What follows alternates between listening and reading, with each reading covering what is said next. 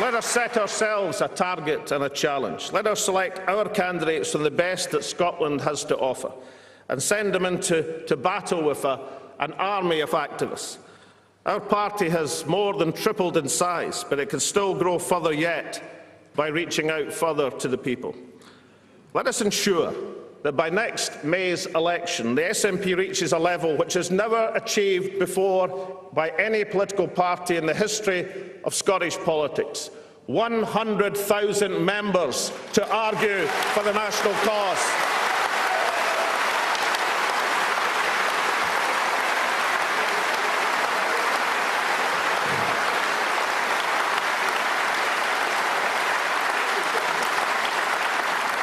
And so this party has changed, but so has the governance of Scotland. It has also changed, and changed utterly. 24 years ago, the Lord Lang was Secretary of State. The poll tax was still in place. Ravenscraig was about to be closed. A party with no mandate ruled the roost, both desocialising and deindustrialising Scotland. 10 years ago, we had gained a parliament, but it was run by a coalition devoid of any vision to strike an independent course from their Westminster masters. The executive didn't even have the guts to call themselves a government. Alas, poor government, afraid even to speak their name. In these days, Labour were run as a branch office from London.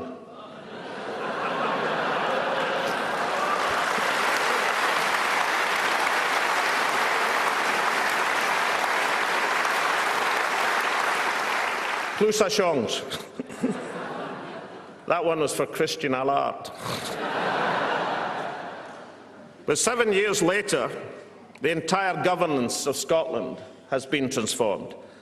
I don't stand before you today and say that everything is perfect. How could it be in austerity Britain? Scotland, like all countries, faces great challenges. There's plenty of work to be done. But I have been proud to lead a government with a record of achievement. During a time of extraordinary economic pressure, we have saved the average family in Scotland £1,200 by freezing the council tax. We have put 1,000 extra police officers on the streets, and crime is at a 40-year low in Scotland. We have slashed business rates, allowing 96,000 small and medium enterprises, the length and breadth of our country, the opportunity to thrive. Despite the foolhardy privatisation agenda south of the border, we have protected Scotland's National Health Service, ensuring a service that will remain in public hands.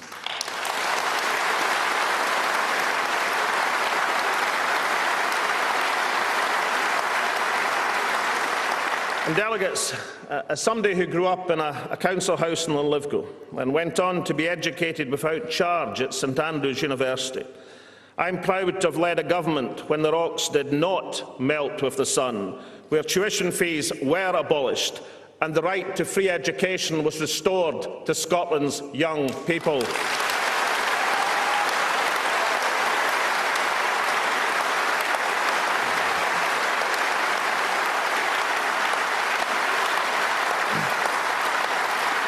And friends, this is thanks to a financial magician at the heart of government. Let's hear it for a man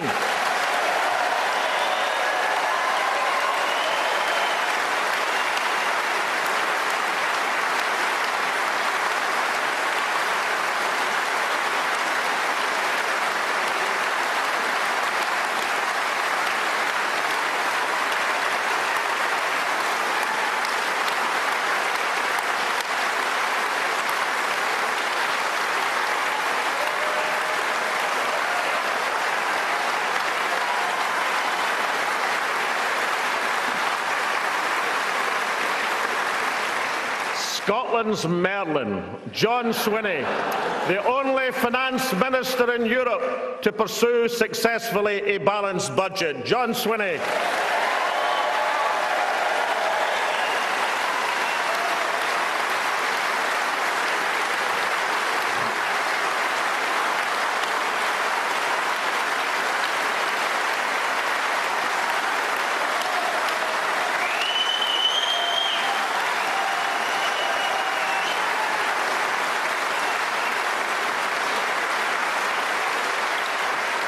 Through the years of recession, we have sought to protect the social fabric of Scotland. We understand the basic wisdom of Adam Smith. No society can be flourishing and happy of which the greater part of its number are poor and miserable. And thus we acted to protect the people from the injustice of the bedroom tax. We retained the educational maintenance allowance to support youngsters from poorer backgrounds to stay in education. We acted with local government to protect 500,000 low-income Scots from increases in their council tax. We introduced a progressive land transaction tax to replace the discredited stamp duty, demonstrating how to combine economic efficiency with equity. But one of our finest measures, delegates, is the introduction of the living wage, introduced into the teeth of recession in 2011. We acted to introduce the living wage, shortly to move to £7.85 an hour for the public sector in Scotland, a fair day's pay for a fair day's work.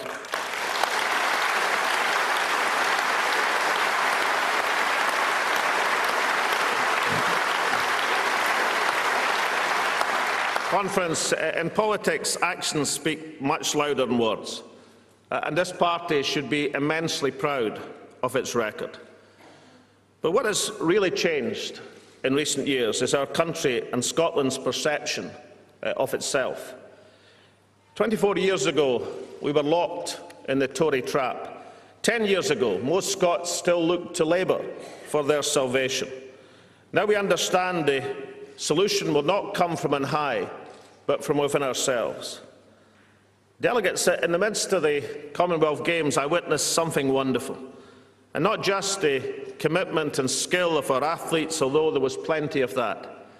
Not just the determination to host the best Commonwealth Games in history, although we did achieve exactly that. Not even the friendship and solidarity of people from 70 countries and territories around the globe, although we all experienced that. What I witnessed one day during the Games was an excerpt of a Scottish Youth Theatre production of a play called Now's the Hour. This involved youngsters imagining and reading letters written today to their future selves about the decisions that Scotland was to make this year. I only saw an excerpt from that play, but it touched the very essence of what this year has been about. Indeed, it touched the very heart of what Scotland is about. Another play, Tin Forest, included 90 performers from 10 of the Commonwealth countries. In our glittering Games, the Scottish Youth Theatre were one of the true stars of the show. Now the Youth Theatre is in financial difficulty, and we cannot in conscience have that. I just won't have that. And therefore, Conference, I'm delighted to announce that working with Creative Scotland and with generous private sector support from one of our greatest companies, Clyde Blowers, the Scottish Government will provide £1 million over the next 3 years to secure the future of the Scottish Youth Theatre.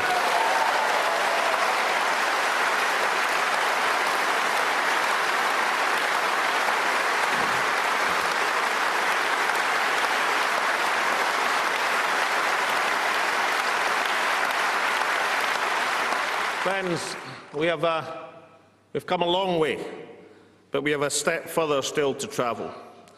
You know, it must be infuriating for our unionist opponents to see us lose the referendum and then go on to prosper. They are totally disorientated. They cannot understand what on earth is going on. The reason is actually quite simple. For us, the referendum was never about party. It was always about country.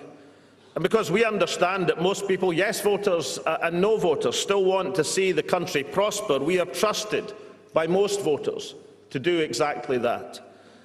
Advancing the Scottish national interest is what we do as a party, is in our DNA. So starting now and until we have secured for Scotland what we were promised, our job is to hold Westminster's feet to the fire. That's why voting SNP is now more important than ever. And the yes vote we shall ask for next May, next year, will be a simple one.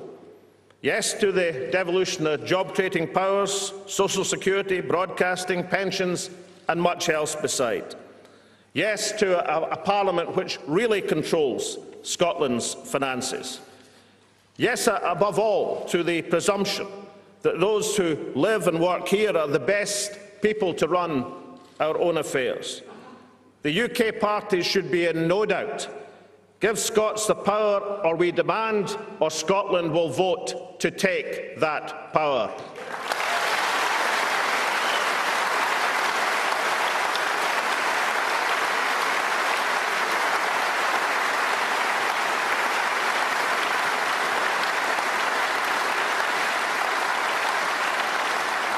Now, we should remember, of course, that consistency doesn't come easily to our unionist parties.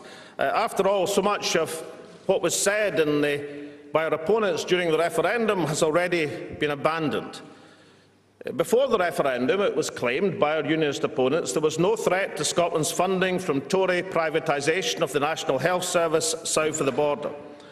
Now, Ed Miliband says that the very future of the National Health Service will be on the ballot paper at next May's election. Of course, Ed himself may or may not be on the ballot paper next May.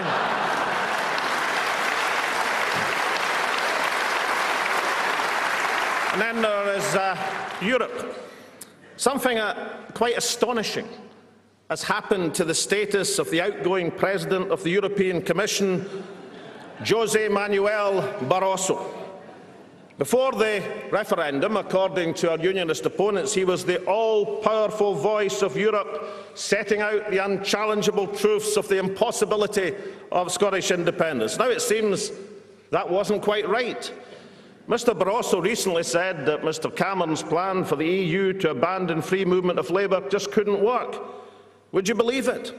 According to the self-same Tories, poor Mr Barroso, the once omnipotent authority, is now a mere unelected bureaucrat, a man who mustn't be taken seriously. If only delegates we'd known that before September.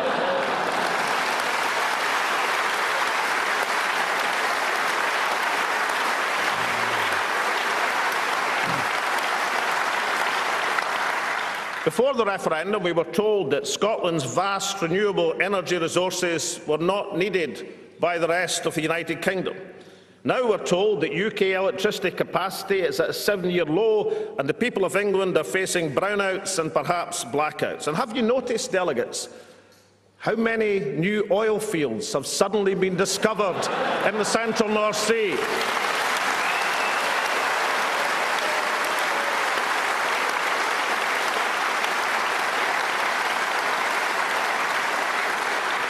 By BP and a variety of other companies. The truth is this, for Labour and Tory, desperate times called for desperate measures. Rattled by the Yes campaign, the unionist parties were prepared to say and do anything to preserve the status quo. As Scotland dared to dream, Labour offered nothing but nightmares. When Scotland was alive with ideas and debate, all Labour could demonstrate was timidity and fear. The next Labour leader in Scotland inherits an intellectually bankrupt and politically hollow organisation. Joanne Lamont deserves praise for her honesty in confirming what we all knew, that the Scottish Labour Party was treated by London Labour as a branch office. And why should the people of Scotland care about that? Let me tell you. Because Joanne Lamont has also revealed that at a time when Scottish politicians should have been standing together, presenting a united Scottish front against the bedroom tax, she was silenced for a year, awaiting permission from Ed Miliband to speak out. A Labour Party that needs to speak out, that needs permission to speak out against the bedroom tax, isn't a Labour Party at all, and a branch office ain't a Scottish Labour Party.